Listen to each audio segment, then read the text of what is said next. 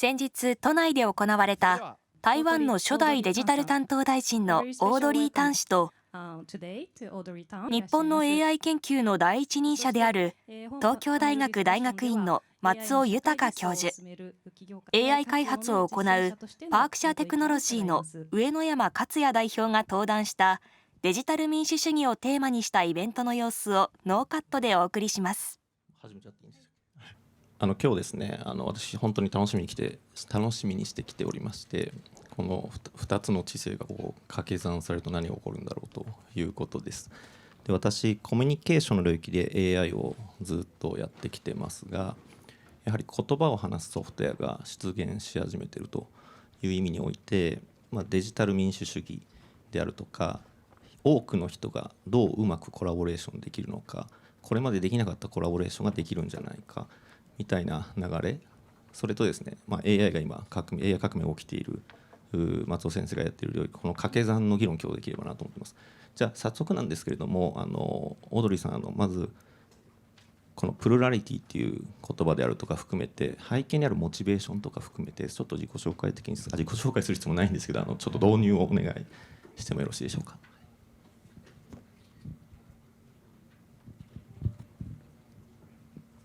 Certainly.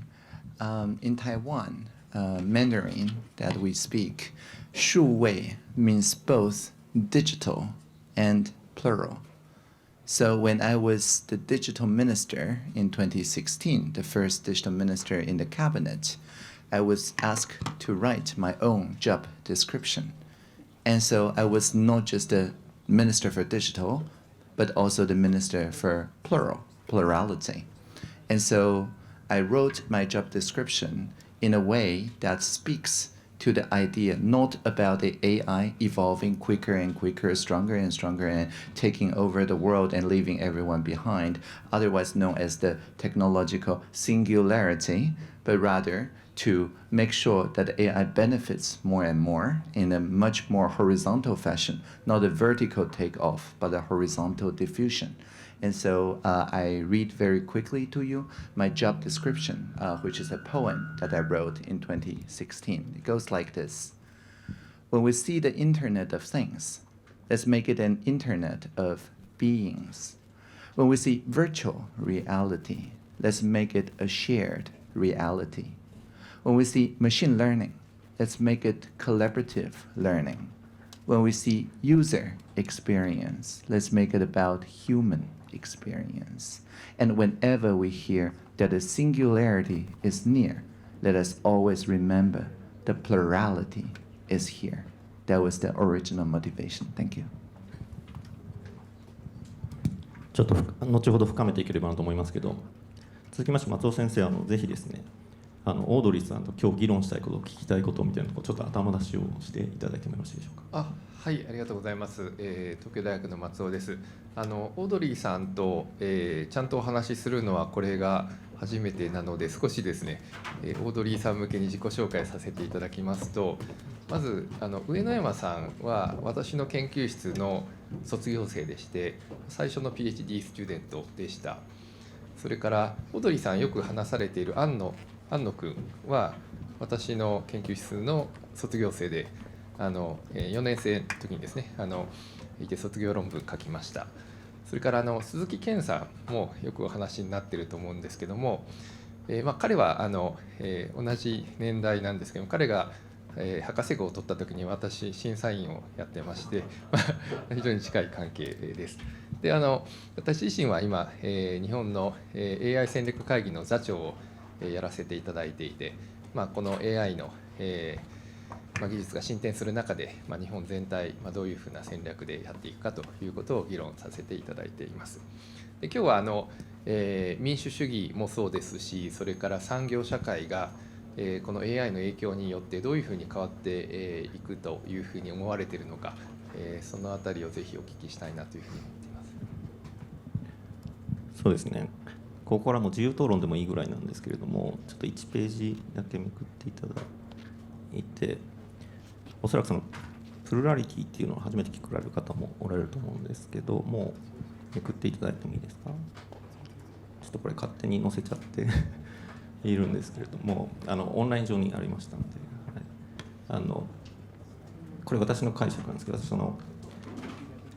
これですね、縦軸横軸、いわゆる社会のいろんなシステムっていうのは人がコラボレーションしたり面と向かって一人一人話せないので、ものすごい多くの人がうまく社会を形成するという意味において、いろんなですね貨幣であるとか選挙制度であるとか、いろんなものを作ってきているというこの円を、ただこれって熟議するっていうことだと少人数しかできなくて、大きくたくさんの人と議論っていうのはなかなかできないトレードオフ関係にあると。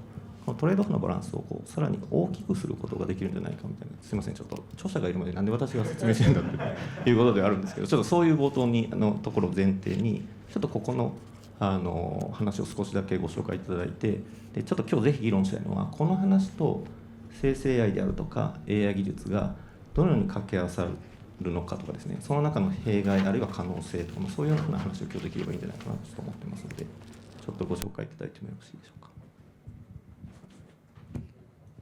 Yeah, definitely.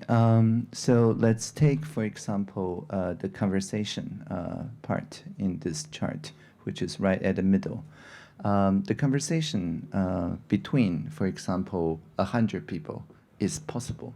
If you have a really good facilitator, they can understand, absorb the viewpoints of around 100 people, at most 150, in a continuous way, and aggregate them into something that let people see not just their differences, but also their commonalities. But extend that to 200,000 people.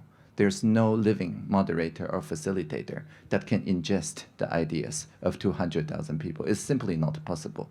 So while it is possible for one person to broadcast to 200,000, listening to 200,000 is not possible.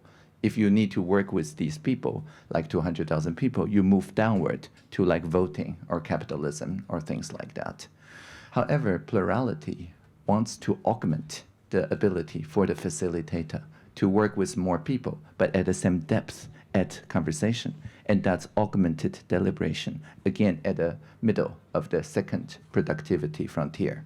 And so, for example, last March, Taiwan faced a really big problem of deepfake on advertisements on social media. At the time, if you scroll on Facebook or YouTube, you always see famous Taiwanese people, not me, but Jensen Huang of NVIDIA, trying to give you away some crypto to you or some stock to you. Of course, it's all fake, but you click the advertisement. Jensen Huang actually talks to you. Of course, it's not Jensen. It's a deepfake clone of his voice. Previously, you can see like 7-finger, 8-finger, a little bit unnatural, but very quickly, they look exactly like Jensen Huang now, probably using the same GPU Jensen was selling to render those deepfakes. And so, a big problem. Now, what the Facebook people or the YouTube people, they earn from those advertisements. So it's a perverse incentive. There's no incentive for them to root out those scams. So they just wait for people to flag and take it down and earn some money in between. Very bad situation. So what did we do? We sent 200,000 text messages to random numbers around Taiwan from 111, the trusted government number, asking simply what to do about deepfake advertisement. Can you share your idea? Many people share their idea. And then we use language models to augment the facilitation. So to summarize without bias, without hallucination, was very difficult, actually, just 1 year ago. We managed to work with a team called Talk to the City to do this kind of summarization in an open source, repeatable way. And then we asked people, would you like to come online for a jury, a citizens' assembly online to talk about your ideas more? Thousands of people volunteered, and we chose randomly 450 people. That is a microcosm of the Taiwanese society in terms of gender, occupation, place they live, age bracket. It's a microcosm, representative statistically of the Taiwanese population. Those 450 people met in 45 rooms of 10 people each online. So each person talking to 9 other people. And they deliberated, thought about the ideas that was proposed by the fellow citizens. Now, if somebody tried to go on and on, the room, which is an AI facilitator, stops them so that they don't disrupt each other too much. If somebody is really quiet, the room facilitator, the AI nudge them to speak up. The AI display transcript and summarization in real time. And once the consensus is made, the AI facilitates voting so that we can move on to the next topic. So the facilitator's role is just as a supervisor to those small AI facilitator in the 45 rooms. It is a big improvement because previously, even if you have 45 small facilitators, there's no way for their brain to synchronize together in real time into the master facilitator. But now, again, with language models, we can do that very accurately. And so after a few hours of discussion, some very good idea emerged. For example, one room says, if you flag something as scam, it's already too late. You should require Jensen Huang to digitally sign the advertisement saying it's endorsed by him. Any advertisement that's not signed this way should be treated as a scam. The second room says, oh, if somebody gets scammed for $5 million from an unsigned advertisement, you should not punish Facebook with a fine because they would just pay the fine. You should make them liable. Facebook should be liable for the $5 million lost. However many lost, Facebook should pay it. That's the only way they will comply. Another room says, TikTok, ByteDance, they don't even have a Taiwan office. So even if we make them liable, they can just ignore us. They don't have to pay. What to do? They say, you should slow down connection to their servers so their video loads slower and slower until all their business goes to Google, YouTube, or something. So all these ideas are not censorship. The censorship ideas that are content level are rejected by the people in the deliberation. And these actor level, behavior level issues are tackled using, say, digital signature, liability, and so on. And so in real time, those ideas are synthesized, and we read them back to the plenary, and people vote. And we can show all the three major parties in our parliament that more than 85% of people agree with this set of measures. That was last March. By April, we checked with all the big tech players. By May, we rolled out the new draft legislation. By July, the legislation passed in the parliament, fast-tracked. And so this year, if you scroll YouTube or Facebook in Taiwan, you don't see advertisements that are scam anymore because they are liable. So they took measures to address that. So I hope this is a very small anecdotal but microcosm example that shows how AI can concretely be used to summarize accurately and also to facilitate people-to-people conversation, to close the loop very quickly once we discover something that is proportional and accepted by the people. This is the same as the citizen assemblies, the future design councils that people in Japan already participate regularly, just augmented with AI technologies. ありがとうございます。まさにその人数と深さみたいなところのトレードオフを、デジタルメディアで拡張できるんじゃないかみたいなところの実例をすでにプラクティスされているところを含めてご紹介いただいてますけれども、今日まさにそこら辺とかそれかける AI みたいなところをちょっとどんどん議論していきたい。これちょっと例なんでちょっと PG で恐縮なんですけど、いろんなところを議論していきたいなと思いますが、松尾先生、今の事例とか聞きながらちょっとぜひ議論を発展させていただければ。いや本当素晴らしい事例だと思います。一つの質問はそういうふうにその10人の、議論で得た質問得たなんていうか結論っていうのと、その10人の議論を経ないで、経ない人がその結論を見たときにどう思うかっていうのがちょっと違うのかもしれないと。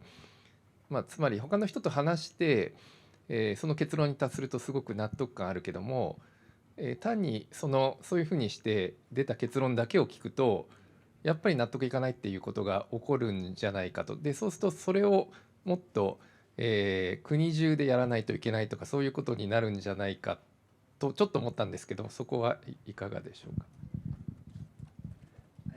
Agree. One of the main issue of the random polling or sortition is that even though statistically we know if we poll another 450 people, statistically representative, they will probably reach the same conclusion. It is backed by very rigorous social science. But that intuition